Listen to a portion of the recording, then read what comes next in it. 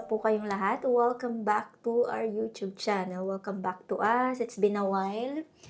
I believe almost 1 month na tayong hindi nakapag-upload, nakapag-update dito sa ating YouTube channel. Even though nag-upload naman ako ng mga pasulyap-sulyap sa other social media platform ko tulad ng TikTok tsaka sa Facebook, pero dito sa YouTube talaga nag-stop ako. It's been very very very busy life after ng bakasyon, and then may mga kailangang ayusin na iba't ibang samot-saring problema na hindi ko maintindihan. Like, alam niyo mga tumatawa-tawa ako, pero yung stress ko to the highest level talaga siya. Yung parang, ano ba nangyayari, B? Pero alam niyo, things happen for a reason. Sometimes may mga problemang dumarating because God knows that you can fix it. It's easy for you to fix it. Parang ganun. So, yeah, let's pray for everything na maging okay. And as you can see, iba yung ambience ng bathroom natin. Naka-stay kami ngayon sa hotel because something happened yesterday sa condo namin. So, ipapakita ko na lang din sa inyo. Kamusta kayo mga kalalabs? Na-miss kong magchika-chika. Parang kahapon, sabi ko, may may kaibigan tayo na kachat ko kahapon. Sabi niya, alam mo, mag-vlog ka na. Sabi niya sa akin, kasi para may yung parang mailabas mo yung mga bagay-bagay na, alam mo yun, para may makausap ka. Kasi sa totoo lang, sa vlogging, pag may mga na-share ako sa inyo ng mga problema ganyan, it's just like a friend, like family, na parang na nandyan, na nakikinig sa akin. Like, alam naman natin na hindi lahat, like, pag nag-open up ka ng problema mo, magiging concern sa'yo, di ba? Hindi naman lahat concern talaga, genuinely concern. But, or, alam niyo yun, nag-aalala para sa'yo. Yung iba, yung parang, like, they watch you fall, ganyan, di ba? But, anyway, I am super grateful kasi may talagang dito sa YouTube natin, dito sa community natin, there's a lot of, nice people that I met. Speaking of nice people that I met, may pumunta pala dito sa Vancouver, namasyal sila dito, and we met Ate Linda and Ate Charito. Shoutout po sa inyo. Galing sila ng Toronto. Actually, last week, nandito sila. Sayang nga lang kasi sobrang busy ko, hindi ako masyadong alam mo yun, nakapag, like, gala-gala with them. But the first day na nandito sila is, na-meet ko sila, and then the second, namasyal din kami ng slide, kumain. Alam mo yun, food trip talaga, pagkasama mo si Ate Linda at saka si Ate Charito. Ayan, shoutout po sa inyo. Thank you for the pasalubong. Thank you for the lunch, mga snack. Ayan, salamat po ng bonggang-bongga. And nakabalik na sila ng Toronto. And shoutout pala kay Ate Joby Obay and Rolly Obay. Happy birthday po. Hindi ko alam kung tapos na yung birthday nyo. Basta happy birthday. And kay Edith Nigos. Ayan, shoutout po sa inyo. Ayun, okay. Today, isasama ko lang kayo sa random na ganap natin sa live. So, maliligo lang ako dito sa hotel. Si Nicole, pumasok na sa school. Si Papa din na dyan sa room. And ako maliligo lang kasi hindi ko magamit hindi ako makapag-shower doon sa bahay. Kasi, yun nga. Meron ako ipapakita sa inyo, no? Mamaya. But, for now, nagkakapi sa bathroom. Ano ba to? Nagkakapi sa bathroom. B. Ay, my gosh. Hindi ko alam, no, mga kalas, baka lilipat kami ng kung ano mangyari sa bahay mamaya. Hindi ko alam kung kailan yung i-check yung bahay ulit. Baka lumipat kami ng ibang bahay. So, we will find another home for us. English. But anyway, coffee muna kasi parang lutang pami sa mga nangyari. But, yeah. Cheers, mga kalabs. Coffee time. Ito pala yung pa-view natin dito sa hotel namin. So, yan yung ating building. And then, taran! Ito yung other building. And then, yung library. Nasa ibang tayo, side. Cross the street lang, oh. Buti nga may available silang room. Kung wala, ay nako, para kaming ewan kagabi, baka yung mga tenga namin ay wasak na. Dahil sa ingay ng mga machine na nasa, nasa bahay. Tingnan niyo itong mga bahay na to. Ang cute, no? Ay, lang.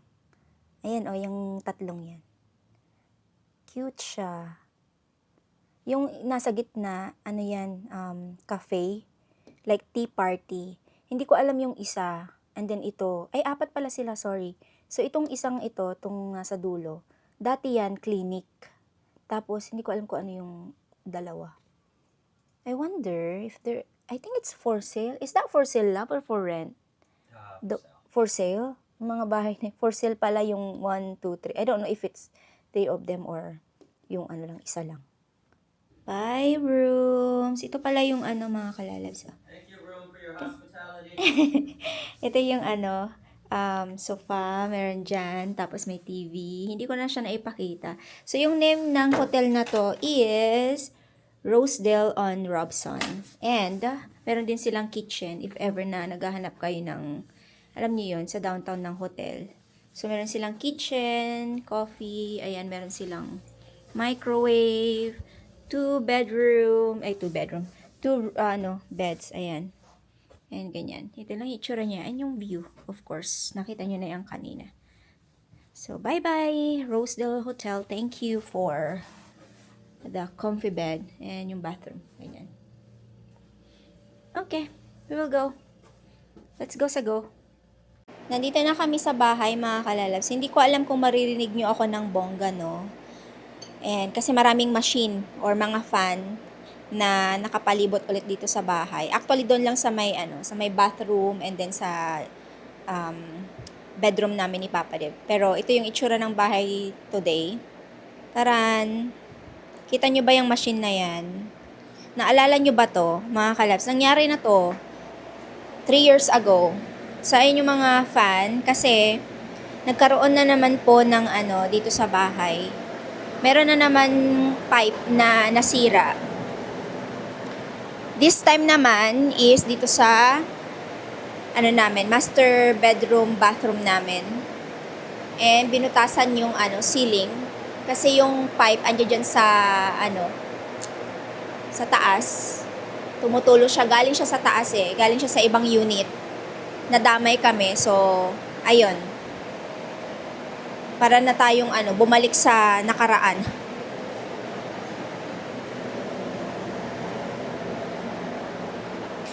Ang gulo-gulo ng bahay, mga kalalabs. Medyo ito yung na-stress ako kasi syempre, hindi na masyadong organize yung bahay. Actually, nagwo-worry kami kay Ube kasi takot siyang lumabas dahil sa mga naririnig niyang ingay. Nasa room siya ni Nicole. And I don't know what will happen actually kung babaklasin ulit yung flooring. Kasi kung natatandaan nyo, back 2022 ba yun? Kung napanood nyo yung vlog namin before na nangyari to. Kung nanonood kayo ng matagal sa akin, no, mga kalabs, nangyari to before. And that time is magta-travel kami ni Papa Dave sa Australia, sa Europe. And then, umuwi din ako sa Pilipinas that time. And we left the house with Krishna and Nicole that time. And then sila yung, nag-stay dito sa bahay while they're trying to fix kung ano yung nasira. So this time, buti na lang, nangyari to before yung susunod na bakasyon namin ni Papa Dib. Actually, aalis kami next month. And we didn't expect na mangyayari to ulit. Hay nako. Hindi namin alam kung kung papalitan yung buong flooring ulit starting from our room hanggang dito sa room ni Nicole hanggang sa may living room. Hindi namin alam. So i-check pa natin. Pero they said they might change it kasi pag hindi namin siya pinalitan, yung tubig nasa ilalim ng flooring and then magki-create siya ng mold. So, ayaw nating mangyari yon kasi kung merong mold, mga kalalabs, yung flooring natin, and then nag-grow siya, magkakasakit tayo. On top of that, pag mold na siya, hindi na siya cover ng insurance. And napaka-tricky ng insurance, alam niyo yan. If ever na kayo po ay merong sariling bahay dito sa Canada, alam niyo na yung insurance, you need to very, very, very careful, ask a lot of question kasi they might say, okay, ang cover lang ng insurance is this one but not the flooring. And then, kunyari ngayon, di ba, yung insurance namin, ang dami naming tanong kasi ayaw namin magkamali. And like example, cover ba ng insurance yung pag-stay namin sa hotel or kung mag-stay kami somewhere while they're fixing our house, like the flooring. And then, syempre hindi tayo pwedeng matulog sa room sa ingay nung ng mga fan na yon, hindi talaga. Mahihirapan tayong makatulog kaya nag-hotel kami kagabi. Even though itong Nicole ni room ni room Nicole room ni Nicole, nabubulol ako be. Itong room ni Nicole is okay naman siya, livable naman. Pero what if they will, fix the flooring so we cannot stay here? So we need to ask a lot of question like yung cover ba ng insurance yung stay namin sa hotel or kung mag-Airbnb kami, cover ba ng insurance yung buong flooring, ganyan. Kasi syempre 'di ba, yung mga nag-install ng mga fan na yan, they will report also yung damage sa insurance namin. So, ayun, gusto ko lang malaman yun that you need to be careful about insurance kasi ang mga insurance, di sila nag-business ng ganyan ng lugi sila. They will try their best not to pay the things that they should pay, 'di ba? Kasi nababayad tayo ng ng insurance eh. So, ayun, dami naming question kung ano bang mangyayari. Ano ba 'yan? Ang kalat-kalat ng bahay kaya medyo din ako. Biglaan lang 'to, kagabi kasi, hindi pala kagabi, kahapon ng umaga si Papa Dip sinabi niya sa akin, "Bev, can you check the bathroom kasi I heard something." So, sabi ko, "Okay, oh, there's water." And tinawag kaagad namin yung manager, building ng manager, building ng manager. Yung manager namin dito sa building na yun nga, merong problema sa pipe or something like that kung saan galing yung tubig. But this time kasi, mas mabilis siyang nahanap. Mas alam namin or mas alam nila kung saan nanggagaling yung tulo ng tubig. Last time kasi, hindi nila alam kung saan nanggaling yung tulo ng tubig. Kaya medyo talagang binaklas-baklas kung ano-ano yung mga pinagagawa before. But this time, we found like on the spot last night or yesterday na yun nga, yung kung saan nanggaling yung tubig. Galing siya sa taas. Actually, sa taas, mas malala daw kasi nag-flood talaga doon sa sa area nila. Kami, ang lang is yung sa may CR, tapos yung flooring sa may, sa may hallway, at saka yung sa may, master bedroom. Let's see kung ano mangyayari this time. I think yung nag-install ng fan, i-check nila kung anong dapat gawin. So, yeah. I keep you updated mga kalalabs. Pasensya na sa pagbabalik nating pagbablog na to is ito pa yung na-vlog talaga natin is yung mga problema sa life. And it's normal to have a problem. It's just that we need to pray that everything's gonna be okay. Don't panic, just relax, inhale and exhale. So, i-apply ko din yan sa sarili ko kasi sometimes I'm overthinker talaga. Like kung si Papa Dib overthinker din siya and na-stress siya ng bongga, baka kaming dalawa ay masiraan ng ulo be. Kasi hindi lang naman dito sa bahay yung problema, sa negosyo, sa Pinas, yung mga naghalo-halo siya. So, medyo tarang heavy. But then, on top of that, if you have a husband that's super duper na relax lang, then maaano ka din sa kanya. Yung parang ma-feel mo din na, everything's gonna be okay. Ganun lang. So, yeah. But again, let's pray that everything's gonna be okay. 'Di ba? All this problem will pass. Sabi nga nila, nothing is forever. This is only temporary. So, cherish it and then learn from it. Ay, may pag no, di ba? Okay. Labas na tayo dito sa room ni Nicole. Ay, maingay talaga, B. Are you leaving now? They're here? Okay, let me talk to them. Time check mga kalalabs, it's already 2:42 p.m. And katatapos lang nilang nagbutas-butas ng mga anik-anik sa wall. And they are done. Kasi hindi ako makalabas ng bahay dahil nga kailangan kong bantayan yung mga tao. Kasi they're, like in and out. Hindi ako nakalabas. But, anyway, nagulantang ako dun sa sinabi nung nag-i-install nung mga fan. Tinanong ko kasi siya kung kailangan ba talagang palitan yung flooring. Kasi we are trying not, like alam niyo yun, ayaw kong masyadong, ang daming hanash. Kaso nga lang sabi niya, no, it's 100% that we need to remove all the flooring. We need to change it. Alam niyo, nung last time na ginawa tong flooring namin, it took like maybe 2 weeks or something like that. Pero this time kasi, isang company lang yung gagamitin namin na mag-install ng bagong flooring. So, sabi niya, hindi ko mag-gets yung sinasabi niya kasi sabi niya, 7 days or 6 to 7 weeks, you need to empty the place, sabi niya. You need to empty, like, lahat ng mga furniture, lahat ng mga gamit namin dito, we need to move somewhere. So, sabi ko, what? Like, sabi niya, yes, you need to do that. Tapos sinabi ko sa kanya, oh, that's weird because last time, first time namin nagkaroon ng flood dito sa condo, nung pinalitan yung flooring namin, we don't need to remove anything. Like, we just like leave it like that and then they're the one who's like, yung nag-install ng flooring namin, sila na yung bahalang nag-move ng mga furniture every time, like step by step.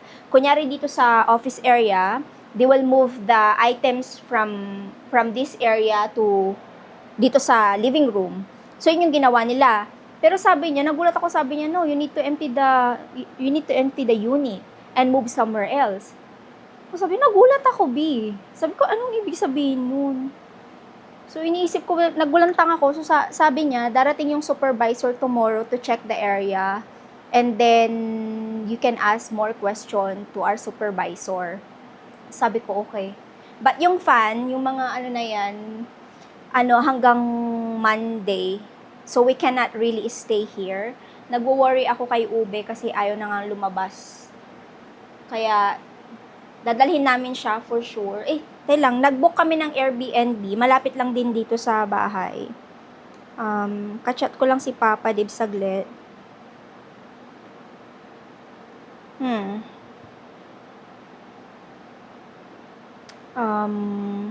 Ask ko muna kung pwedeng dalhin si Ube. Can we bring Ube? Kawawa naman si Ube. Pero yung mga gamit niya, yung pagkain niya, yung tubig niya, yung dumihan niya, pinasok ko muna saglit sa room ni Nicole. And okay naman siya doon. Kasi ayaw niya talaga lumabas dito sa living room namin. Kasi nga, yun nga, maingay. Parang natatakot siya sa ingay na naririnig niya. Kaya, ayun. Anyway, hintayin ko na lang si Papa Dave and then we will go to our Airbnb. Sabihan ko na lang si Nicole na mag-prepare ng gamit niya. Nek! Are you still talking to the Shein guy? Oh, you need to prepare because we are moving to the Airbnb. Which one? It's only by the Chinatown. So, Papa Dave told me to tell you na mag-prepare ng mga gamit mo na kasi doon ka na manggagaling bukas. So, you're going to school from the Airbnb to your school tomorrow. How near is it to Chinatown? It's just there, by the stadium, Chinese stadium. Malapit lang. Can you just find Ube? I know. Okay, linis lang ako ng slide. Linis talaga. Meron ba bang pag-asang linisin tong bahay na to? Tingnan nyo naman ang itsura. Naririnig nyo pa ba ako? Nilagyan nila ng fan dyan kasi nagkaroon ng water kanina dyan. Like, sobrang lakas na water na nag-flow. So, kailangan pahanginan yung sa loob ng cabinet kasi baka merong water na na-trap dyan at magkaroon ng problema. And minove din nila yung natin, yung washing machine kanina and dryer. And nagbutas sila dyan. Bago yung butas dyan eh. And then nilagyan nila ng plastic to para pumasok sa loob. Hindi ko alam ano nangyari dito sa isang to. Okay. Okay naman siya. Punta na tayo sa Airbnb namin mga kalalabs. Si Nicole ayaw niya sumama. Sabi niya, I'll take care of Obi na lang. Kasi yung sa room naman niya, okay naman siya. So sabi niya, I'll just stay here kasi iniisip niya na mapapalayo siya sa school niya. So, ayaw niyang maglakad ng malayo. Sabi ko, mag-take ka na lang ng train at saka bus. Sabi niya, no, I don't want to. Sabi niya, I'll take care of Ubi na lang dito sa bahay. Sabi ko, okay. Safe naman siya dyan. And malapit lang naman yung Airbnb namin. Sa may Chinatown lang naman. So, andito na kami sa Airbnb namin, mga kalalabs. Ang ganda nitong place na to. Talang i-tour ko kayo, no? Pagpasok natin dito sa main door, meron silang small room. Dito, 3-bedroom pala to mga kalalabs. And meron siyang bathroom, shower, and then kitchen. And then meron pang Dining table, sofa, of course. TV, meron tayong patio. Mamaya magtatambay kami dyan ni Papa Dave.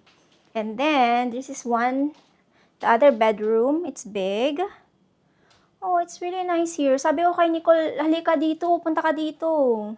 Malapit lang naman. So, yun yung yung place namin doon. Tapos, yung library na pinakita ko, andyan lang din. Ayan siya.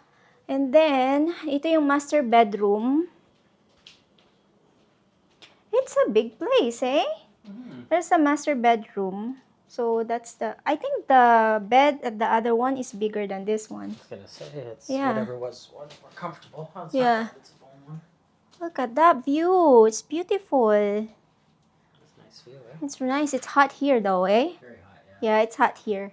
And then, ito yung bathroom na meron siyang ano pangalan nito? Bathtub. O, diba? Ang ganda dito. Tapos sabi ko, punta ka dito. Ayan. Maybe they have air Okay. conditioning. Maybe they do, eh? It's a big place. 3-bedroom. Wow. It's really nice. So, if ever mga kalalabs, naghahanap kayo ng Airbnb na Oh, I see. pag-iistihan. You can go like this. Because the sun's gonna come in. Yeah. You need to close it, yeah. Dito kayo mag-stay, oh. How much is this one? 200? 300? Three. 329 Canadian dollars, something like that. I think, ako ang nakakita nito, sinend ko lang kay Papa Rip. Ito, oh, maganda to, sabi ko. Sabi niya, okay, we will try. Meron din siyang I think this is, washing machine and dryer. Perfect. Tapos, malaking ref na walang laman, of course. Like, coffee maker, coffee. Kompleto siya, oh. Bahay na bahay talaga siya.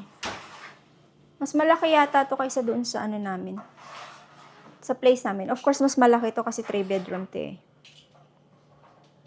Sabi ko kay Papa Dave, itong place na to, maganda siya. Kaso nga lang, pag summer, mainit na mainit dito kasi glass siya, eh. Like, buong area glass. From the other room, living room, and then this room. Yung wala lang glass is itong room dito na maliit. Are you going to turn it on? Yeah, meron naman silang, ewan ko kung aircon ba to or what. Yeah, I think so. That's the one we need to use to make it cooler here. Summer dito, mainit. Mainit na mainit for sure. And I think, the living room. Napansin ko yung living room, hindi siya magandang setup pala. Yan. So, hindi siya magandang setup. Random setup siya. Itong living room at saka TV. Dapat tong sofa na to nakaharap dun sa TV. No? Ayan yung aircon.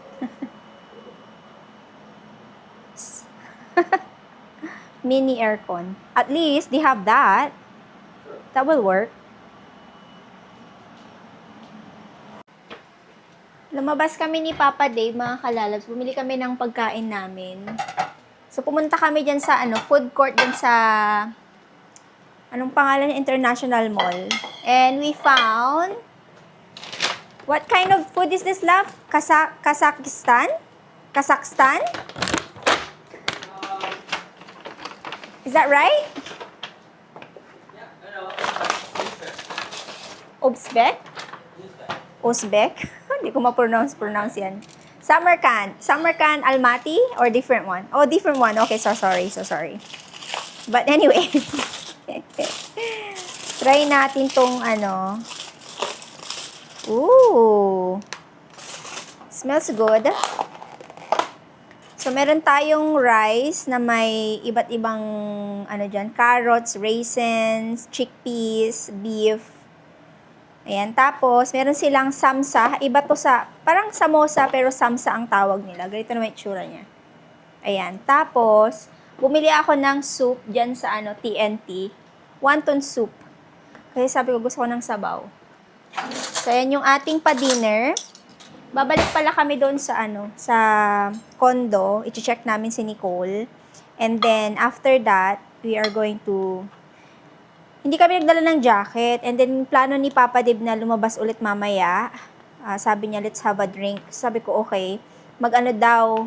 mag-unwind dahil para mawala yung stress sa mga nangyayari. Sabi ko, okay. So, kuha lang kami ng jacket.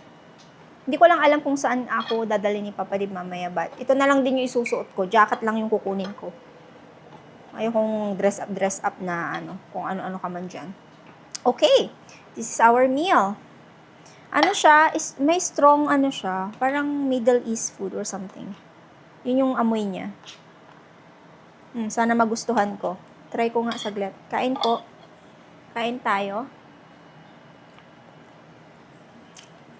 Okay, Bab. How is it? Not bad. It's Middle East food, right? Well, I mean, you're gonna have to live off it.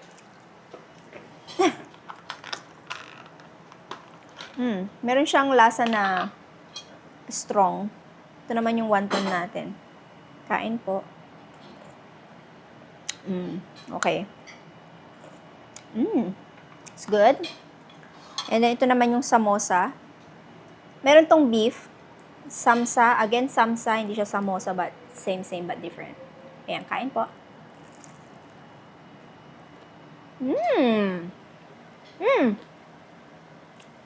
Tastes good. The samsa is good. So, kakainin lang namin to, mga kalalabs. Kakain lang tayo ng dinner. And then, labas ulit mamaya. Walking kami ni Papa Dave. It's good? That's good. Kain po. Walking time, mga kalalabs. Dumaan na kami sa bahay. Kumuha ka ng jacket ko, tas hoodie ni Papa Dave. Kasi, ewan ba namin, kanina akala namin mainit, and then biglang lumamig. Malamig pa naman. Pwede ka na mag-t-shirt, pero sa kagaya kong lamigin, kailangan pa rin ng jacket. So, andito kami sa may, Science World. And I don't know where we going after this. Are we going back to our place or... Date night! It's the only night I know! Date night! Date night. Date night for you is every night. Kaloka ka. So, gusto niyang mag-unwind. So, kasi kung hello! Hello!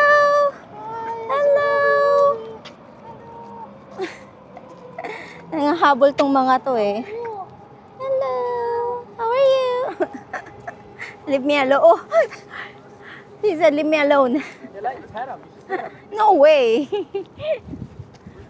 Ganda ng weather today. Pa-summer na. Oh. Daming mga dito, nag-workout, like running. They're very healthy here. Except kay Papa Dave, he's not healthy. Run, love. Run! Run! Gusto ko tong mga bulaklak na to, ligaw na bulaklak.